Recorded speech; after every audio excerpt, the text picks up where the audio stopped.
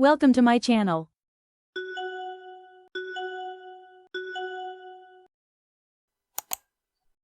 Hello everyone, and welcome back to the podcast.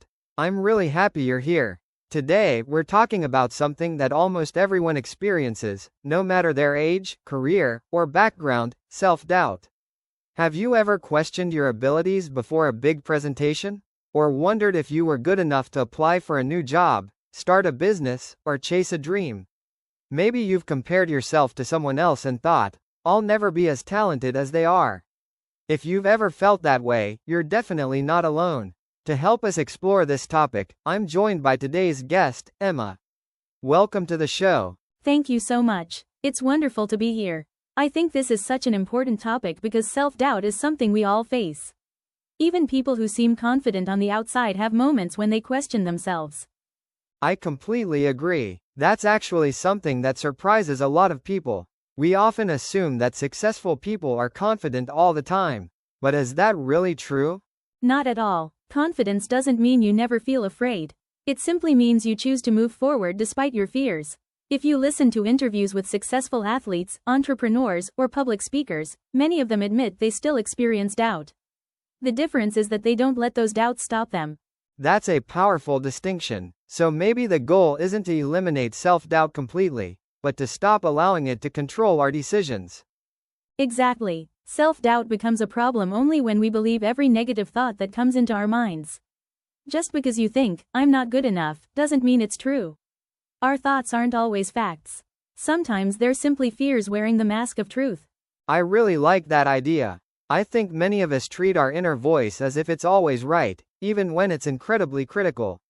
Where do you think self-doubt usually comes from?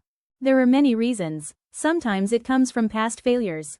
Sometimes it comes from criticism we received when we were younger. And very often, it comes from comparison. Social media has made it so easy to compare our everyday lives with someone else's highlight reel.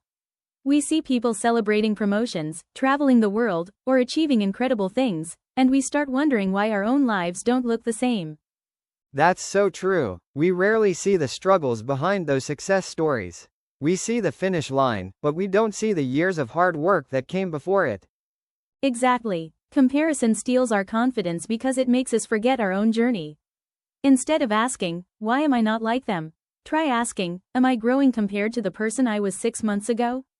That's a much healthier comparison. I love that. Growth isn't about becoming someone else. It's about becoming a better version of yourself. Now, here's something I've always wondered. If someone lacks confidence, should they wait until they feel confident before taking action? Actually, I think that's one of the biggest misconceptions. Many people believe confidence comes first. But in reality, confidence usually comes after action. Think about learning to drive, speaking English, or giving your first presentation. Were you confident on your first attempt? Probably not. But each experience made you a little more comfortable. And over time, confidence naturally followed. So confidence isn't something we're born with. It's something we build. Exactly. Every small success tells your brain, "I've done this before. I can do it again." That's why taking small steps is so important. You don't have to make a huge change overnight. You just have to begin. That reminds me of something I once heard: action creates clarity. Sometimes we spend so much time thinking that we never actually start.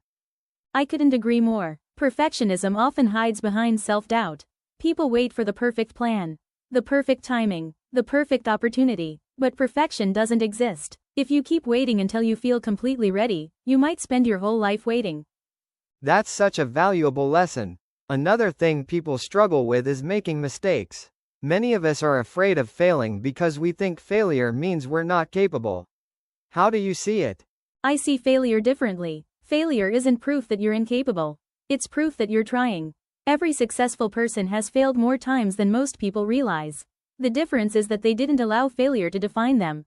Instead of saying, "I failed, so I'm not good enough," they ask, "What can I learn from this experience?" That simple shift in mindset changes everything. I think that's something we all need to remember. Mistakes don't make us weak. They make us wiser, if we're willing to learn from them. Absolutely. And I'd also encourage people to celebrate small victories. Sometimes we're so focused on the next goal that we forget how far we've already come. Take a moment to appreciate your progress. Whether it's learning a new skill, speaking up in a meeting, or simply becoming a little braver than you were yesterday, those moments matter. They're building the confidence you'll need for even bigger challenges. That's such a refreshing perspective. Before we finish, I'd love to ask one final question. If someone listening today feels trapped by self-doubt, what's one message you'd like to leave them with? I'd say this: don't wait until you believe in yourself completely. Believe in yourself just enough to take the first step. You don't need all the answers. You don't need to be perfect. And you certainly don't need everyone else's approval. The person you're becoming is shaped by the choices you make today, not by the fears that try to hold you back. One day, you'll look back and realize that the biggest obstacle wasn't your lack of ability. It was your lack of belief. And once you start believing that you're capable of learning, growing, and improving, there's very little that can stop you. Emma, thank you so much for sharing such thoughtful advice today. I think many of our listeners will walk away feeling encouraged, not because their fears have disappeared, but because they've realized they don't have to let fear make their decisions. To everyone listening, remember this: self-doubt may visit your mind, but it doesn't have to stay in control. Your fears don't define your future. Your actions do. So take that first step. Apply for that opportunity. Start that project. Speak up. Believe that you're capable of more than you think. Thank you so much for listening. Until next time, keep learning, keep growing, and never let self-doubt become louder than your dreams. Goodbye, everyone. Goodbye, everyone. And remember, your greatest potential begins the moment you decide to believe in yourself.